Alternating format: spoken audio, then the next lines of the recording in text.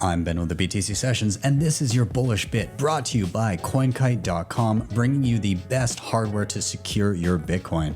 The Cold Card Queue, the Tab Signer, the Block Log, and plenty more goodies can be found over at CoinKite.com. Use code BTC Sessions for a nice discount at checkout. I think it's a lot of pandering more than anything. I don't know how much Donald Trump understands about Bitcoin or not.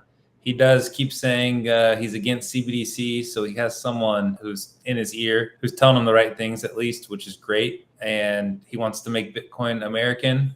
I'm all for it.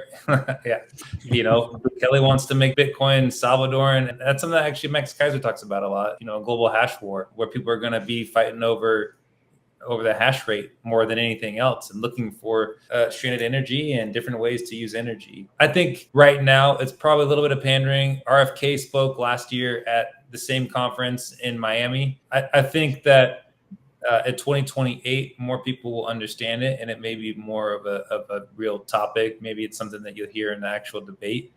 You're hearing people like Cynthia Lummis saying, it would be a good idea.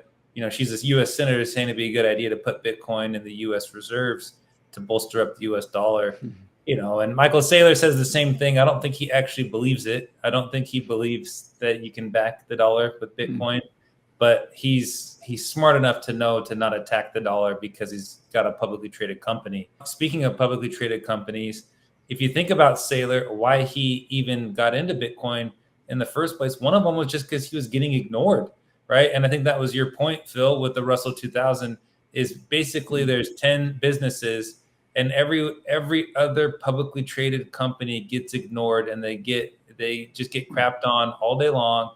No one wants to invest in them. They only want these 10 blue chip stocks and everyone else is growing against inflation and there's nothing that they can do.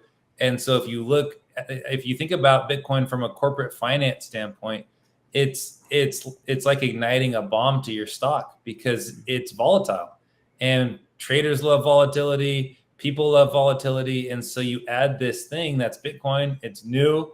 A lot of people don't know about it still, but they know that it's volatile and the trading volumes go up like crazy. Your stock price goes up as Bitcoin goes up. And so, I definitely can foresee, we've been saying this since 2020, when was that? August of 2020, when MicroStrategy bought Bitcoin. It's 4 years later, and there's very few publicly traded companies that have followed suit. But I think you're going to start seeing more when they realize that all of these analysts who come to them and tell them that there's nothing to buy, their stock's not a buy, that it's just boring.